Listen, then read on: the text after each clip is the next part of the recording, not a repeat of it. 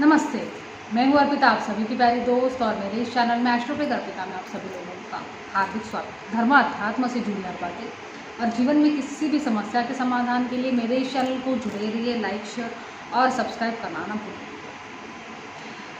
1 जुलाई से जगन्नाथपुरी की यात्रा शुरू हो गई है, रथ यात्रा शुरू हो गई है और इस जुलूस को, इस त्यौहार को भारतवर्ष में बहुत बड़ी मान्यता है और यहाँ पर भगवान जगन्नाथ की, उनकी बहन, छोटी बहन सुभद्रा और उनके भाई बलराम की लकड़ी की मूर्तियाँ हैं।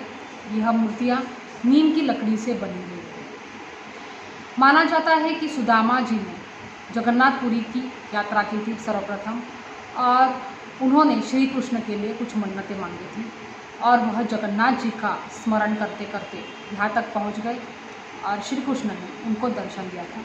तब से इसको जगन्नाथपुरी के नाम से जाना जाता है। जैसे श्री कृष्ण का वध हुआ था और उनके जो अंतिम संस्कार के समय उनका पूरा शरीर जल गया था, लेकिन उनका जो हृदय था वो वैसे ही रहा था।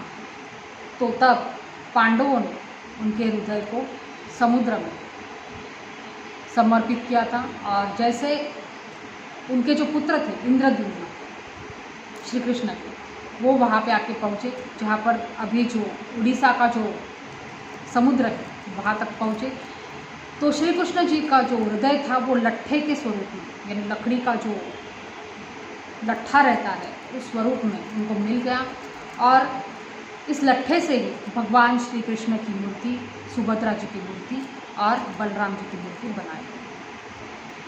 तो यहाँ पर जो उनका हृदय है, ऐसा माना जाता है अभी तक धड़कता है। श्री कृष्ण जी का जो हृदय है अभी तक धड़कता है। तो ऐसे कुछ खास रहस्य इस मंदिर के। और एक रहस्य ऐसा है कि यहाँ पे प्रसाद के लिए बहुत सारे भक्तजन आते हैं।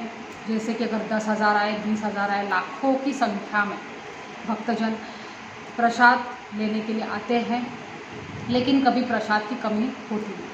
लेकिन मंदिर का दरवाज़ा, जैसे पट, दरवाजे और पट से कहते हैं, वो बंद हो जाते हैं, तब मंदिर का जो प्रसाद है वो ख़त्म हो जाता है। मंदिर का प्रसाद बनाने के लिए 7 बर्तन एक के ऊपर एक रखे जाते हैं और जैसे ही वो पकना शुरू हो जाता है अन्न या प्रसाद, तो सबसे ऊपर रखा हुआ जो बर्तन है उसमें जो प्रसाद है वो पहले पकता है, फिर बाद में नीचे के जो बर्तन है उसमें जो अन्न है वो धीरे धीरे क्रमशः पकने लगता है। तो ऐसी एक खास मान्यता है कि सबसे पहले जो बर्तन ऊपर रखा हुआ है वो कैसे पकता है। मतलब ये सारे रहस्य की बात है और मानवीय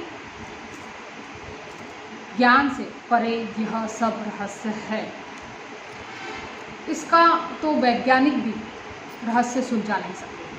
दूसरी एक बात है कि यहाँ पे जो झंडा लहराता है वो हवा की उल्टी तरफ, हवा के विरुद्ध लहराता है और इसके ऊपर, मंदिर के कलश के ऊपर कभी भी पक्षी बैठते नहीं। आमतौर पे ऐसा देखा जाता है कि मंदिर के ऊपर पक्षी बैठते हैं, लेकिन इस मंदिर के ऊपर कोई भी पक्षी बैठता नहीं है, ना कि कोई भी हवाई जहाज मंदिर के ऊपर से गुजरते।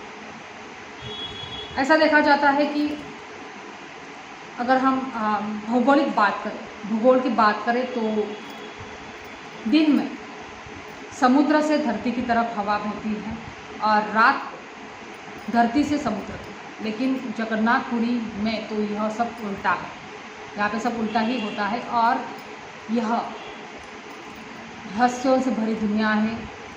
जगन्नाथपुरी अपने आप में एक बड़ा रहस्य है। तो ऐसे कुछ खास रोचक कथाएं, धार्मिक कथाएं आपके साथ शेयर करूंगी, तो बने रहिए मेरे साथ। तब तक के लिए धन्यवाद।